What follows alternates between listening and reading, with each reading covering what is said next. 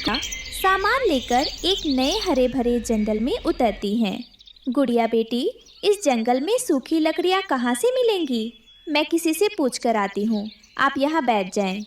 मम्मा, क्या हम लकड़ियों के बिना घर नहीं बना सकती? नहीं बेटी, लकड़ियों के बिना घर कैसे बन सकता है? रानो चिड़िया अपनी बेटी को एक पेड़ के नीचे बैठाकर चली जाती है। रानो चिड़िया एक बूढ़ी फाख्ता के पास जाती है। माँ जी, मैं इस जंगल में नई आई हूँ। मुझे और मेरी बेटी को अपने लिए घर बनाना है। हमें घर बनाने के लिए सूखी लकड़ियाँ कहाँ से मिलेंगी? बेटी, ये जंगल हरा भरा है।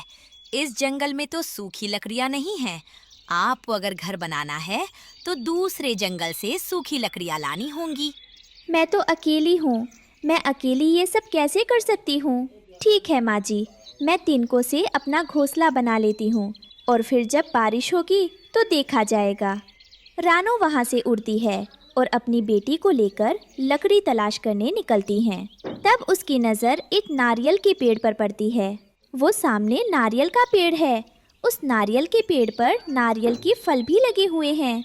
हम दोनों माँ बेटी उस नारियल के फल को भी तो अपना घर बना सकती हैं। गुड़िया चिड़िया उड़कर नारियल के पास जाती है और उसमें चोंच मारकर छेद करती है। वह पानी पीती है और अंदर बैठ जाती है। थोड़ी देर में रानो आती है। गुड़िया, गुड़िया बेटी कहाँ हो आप? मम्मा, मैं यहाँ हूँ, नारियल के अंदर। गुड़िया बेटी, क्या इस नारियल में मेरे लिए भी जगह है? हाँ मम्मा, हम दोनों माँ बेटी इसके अंदर आसानी से रात गुजार सकती हैं। मुझे सूखी लकड़ियाँ नहीं मिली, लेकिन ये भी अच्छा है। ये नारियल का घर सुरक्षित भी है और मजबूत भी। रात हो जाती है, दोनों उसी में सो जाते हैं। अगली सुबह कालू कौवा और गोरी कौवी वहाँ आते हैं। कालू जी, मुझे तो भूख लगी है, कोई फल खाने को दिल कर रहा है। वो देखो, सामने नारियल के पेड़ पर एक नारियल का फल लगा हुआ है। हम वो फल जाकर खा लेते हैं। कौवे नारियल पर चोंच मारते हैं। अंदर आवाज आती है। मम्मा, ये आवाज कैसी है? शायद कोई हमारे नारियल के घर को बाहर से चोंच मार रहा है। रानो और गुड़िया बाहर निकलती हैं। कौवा, कौवा रुक जाओ, इसे मत खाओ। ये तो मेरा और मेरी बेटी का घर है। घर है? ये कैसा घर है? ये तो हमारा भोजन है। घर बनाना है तो कहीं और जाकर बनाओ। हम तो ये नारियल खाकर अपनी भूख मिटाएंगे। कौवे नारियल खाने लगते हैं। रानो और गुड़िया बेघर हो जाती हैं। मम्मा, इन कौवों ने तो हमारा घर ही खा लिया। अब हम कहाँ जाएंगी? चलो गुड़िया बेटी, हम किसी और जगह चली जाती हैं।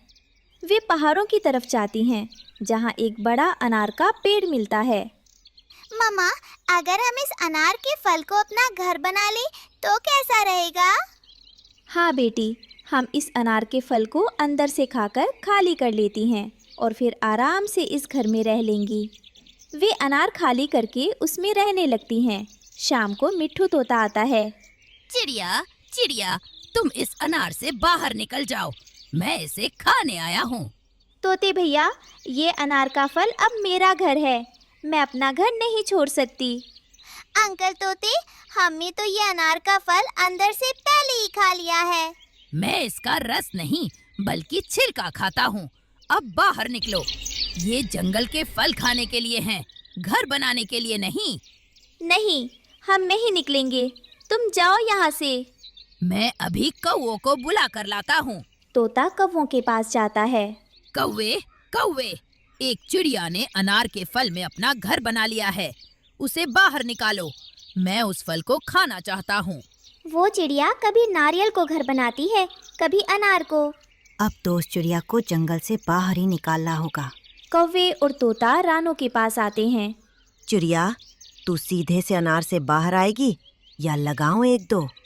कौवे, तुम मुझे कहीं भी रहने नहीं देते हो। मैं जहाँ भी घर बनाती हूँ तुम वहाँ ही आ जाते हो। अगर तुमने दोबारा किसी फल को घर बनाया तो हम तुम्हें जंगल से बाहर निकाल देंगे। डरकर रानो और गुड़िया बाहर निकल जाती हैं। तोता अनार खाने लगता है। रात में रानो और गुड़िया पेड़ के नीचे बैठी थी। मम्मा, सुबह क्या करना है? बेटी गुड़िया, सुबह हमें कुछ ऐसा घर बनाना है जिससे कौवों को कोई ऐतराज़ ना हो। हम दोनों माँ बेटी पत्तों से घर बनाएंगी। मम्मा, क्या पत्तों से घर बन जाएगा? हाँ, जब मैं छोटी थी तो मेरी माँ केले और दूसरे पेड़ के पत्तों से घर बनाया करती थी। सुबह रानो और गुड़िया मेहनत करती हैं। गुड़िया बेटी, जब तक मैं पत्ते साफ करती हूँ, आप झील किनारे जाओ और सूखी घास ले आओ। वे दोनों मिलकर शाम तक केले के पत्तों का सुंदर घर बना लेती हैं। शाम को भारी बारिश और तूफान आता है। माँ, आसमान को देखो, काले बादल आ रहे हैं। हाँ बेटा, लेकिन हमें परेशान होने की ज़रूरत नहीं है। हमारे पास अपना मजबूत केले का पत्तों का घर है जो हमें इस परेशानी से बचेगा। आओ बेटा, अंदर चलो।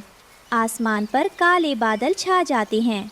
रानो और गुड़िया अपने मजबूत पत्तों के घर में सुरक्षित थीं, लेकिन कौवों का तिनकों का घोंसला टूट जाता है और वे भीगने लगते हैं। कालू जी, उस चिड़िया ने कोई ना कोई जुगाड़ जरूर लगा लिया होगा। चलो हम उसके पास जाते हैं, अब वही हमें बचा सकती है। कौवे रानो के घर के बाहर आते हैं। चिड़िया, चिड़िया बात सुनना। रानो दरवाज़ा खोलती है। कौवे, अब क्या पत्ते भी तुमने खाने हैं? मैंने तो इस बार पत्तों का घर बनाया है। चिड़िया बहन, हमें माफ कर दो और हमें अपने पत्तों के घर में थोड़ी देर आ लेने दो। हम बारिश में भीग रहे हैं। ठीक है कालू भैया। गोरी भाभी, आप दोनों अंदर आ जाइए। वाकई में बाहर बहुत तेज बारिश हो रही है। अगर आप दोनों बारिश में भीगते रहे तो बीमार पड़ जाएंगे। अगर हम आपकी मदद नहीं करेंगे तो पक्षी होने का क्या फ़ायदा। रानो चिड़िया दया दिखाती है और उन्हें अंदर बुला लेती है। कौवे शर्मिंदा होकर चिड़िया का शुक्रिया अदा करते हैं। एक हरे भरे जंगल में एक ऊंचे अंगूर के पेड़ पर रानो चिड़िया और उसके प्यारे पति टुन्नू चिड़ा का घोंसला था। वही उनका संसार था, वही उनकी खुशियाँ थीं। पर उसी पेड़ के नीचे अंधेरे में रहता था एक खतरनाक काला नाग। टुन्नू देखो, मैंने 2 अंडे दिए हैं। मेरा सपना था ना माँ बनने का, आज पूरा हो गया। रानो, ये तो बहुत बड़ी खुशी है। इन अंडों में बस कुछ ही दिनों में हमारे बच्चे होंगे। उनकी चूचू से पूरा जंगल गूंजेगा। मैं अपने बच्चों को लिए जंगल से सबसे मीठे बेर लाऊंगा आज। मैं इन्हें अपनी जान से ज्यादा संभालूंगी। अब बस डर यही है कि कुछ बुरा ना हो। जब तक मैं हूँ, कोई परिंदा भी इन अंडों की तरफ आंख उठाकर नहीं देखेगा। थोड़ी देर में कालू और गोरी वहाँ आते हैं। बधाई हो रानू बहन। टुन्नू मियाँ, अब तो तुम भी माँ बन गई। बड़ी प्यारी जोड़ी है तुम दोनों की, और अब तो ये अंडे भी आ गए। लगता है जंगल में सबसे सुंदर घोंसला अब तुम लोगों का है। धन्यवाद गोरी बहन, भगवान की कृपा है बस। आप दोनों का आना हमारे लिए सौभाग्य की बात है। तभी वहाँ मिट्ठू तोता रंग बिरंगे पंख फैलाते हुए आता है। चलो जी, हम तो बेसब्री से बच्चों की चूचू सुनने का इंतजार करेंगे। धन्यवाद मिट्ठू भैया। जिस घर में हंसी गूंज रही थी उसी के नीचे छिपा था डर का साया, एक खतरनाक साया, एक नाग जो रानो की ममता को निगल जाने की ताक में था। नाग धीरे धीरे रेंगता हुआ ऊपर चढ़ता है। रानो की नींद अचानक खुलती है। टुन्नू, टुन्नू, मुझे कुछ अजीब सा एहसास हो रहा है। घोंसला हिल रहा है। क्या बात है रानो, कहीं कोई बिल्ली? वो दोनों चारों ओर देखते हैं और अचानक एक फुफकार सुनाई देती है। नाग, टुन्नू, वो देखो। दूर हट जा, ये हमारे बच्चे हैं, तू यहाँ से जा। नाग झपटता है। रानू और टुन्नू अपने अंडों को बचाने की बहुत कोशिश करते हैं। धीमे से अंडों के टूटने की आवाज आती है। चक, और नाग उन्हें निगलकर नीचे बिल में चला जाता है। नहीं, मेरे बच्चे! हे भगवान, हम कुछ नहीं कर पाए। मेरे मासूम, वो तो दुनिया में आए भी नहीं थे। हम हार गए रानो, हम हार गए। सूरज निकला, लेकिन रानू टुन्नू के जीवन में अंधेरा छा चुका था। वो दोनों एक झरने के पास बैठे अपने अंडों को याद कर रहे थे। टुन्नू, ये कैसा जीवन है? क्या हमारी ममता इतनी सस्ती थी? हमारे बच्चों का क्या कसूर था? जब सब ने मुंह मोड़ लिया, तब जंगल की चालाक लोमड़ी सामने आई। मैंने सब देखा, काले नाग का कहर, लेकिन मैं जानती हूँ कैसे बदला लिया जाए। कैसे? हमें हमारी संतानों का बदला चाहिए। नदी किनारे एक राजकुमारी रोज सैर पर आती है। उसके पास एक सोने का हार है। उसे चुराकर उस नाग के बिल में डाल दो। रानू अब एक माँ नहीं, एक योद्धा बन चुकी थी। अगले दिन नदी किनारे राजकुमारी नदी में स्नान कर रही होती है और उसका हार नदी किनारे पत्थर पर रखा था। तभी वहाँ रानू चिड़िया आती है। माफ करना राजकुमारी, मैं बुरी नहीं हूँ, पर तुम्हारा ये हार एक नाग को मौत की तरफ ले जाएगा और मेरे बच्चों को इंसाफ मिलेगा। रानू धीरे से हार अपनी चोंच में दबाती है और वहाँ से उड़ जाती है। क्या?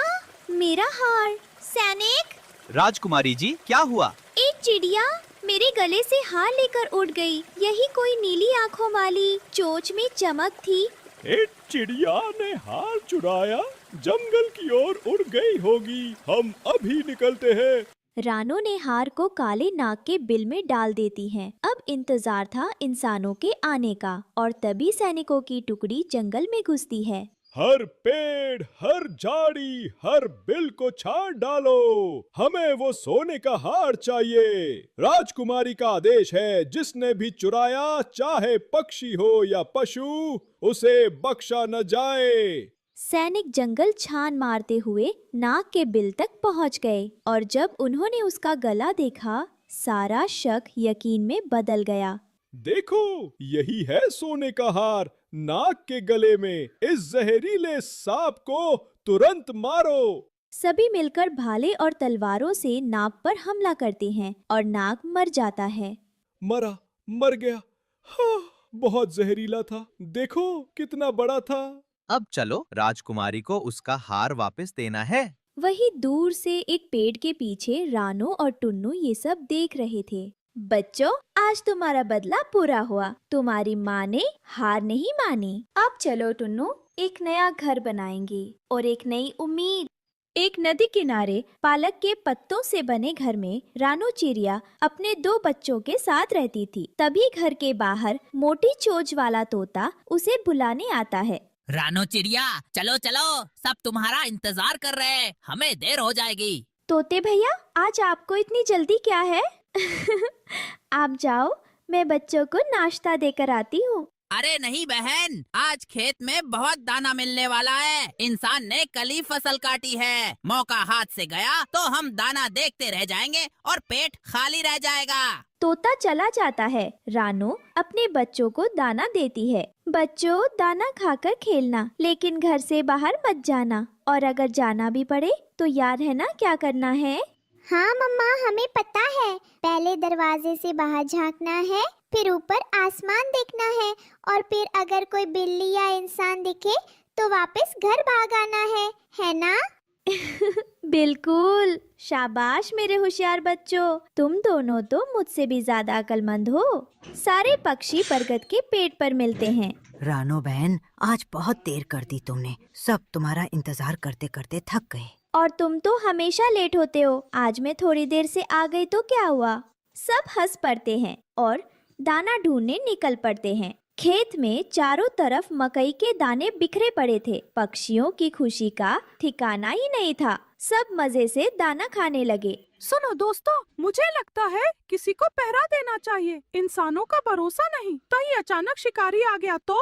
अरे कबूतर महाराज, इतना टेंशन क्यों लेते हो? ये जो दाना जमीन पर पड़ा है, ये किसान के काम का ही नहीं है। किसान कभी भी हमें इसे खाने से नहीं रोकेगा। तो खाओ, मजे करो, चिंता मत करो। सब पक्षी दाना खाने में लग जाते हैं, लेकिन तभी धड़ाम, कौवा जाल में फंस जाता है। अरे बचाओ बचाओ, ये जाल, ये तो गले पड़ गया। बाकी पक्षी डरकर पास के पेड़ पर उड़ जाते हैं। ओ भगवान, वही हुआ जिसका डर था। अब क्या होगा? कालू भाई तो फंस गया। वो देखो, शिकारी भी आ रहा है। शिकारी आता है और हंसते हुए कौवे को देखता है। ओहो, बड़ा शौक था ना दाना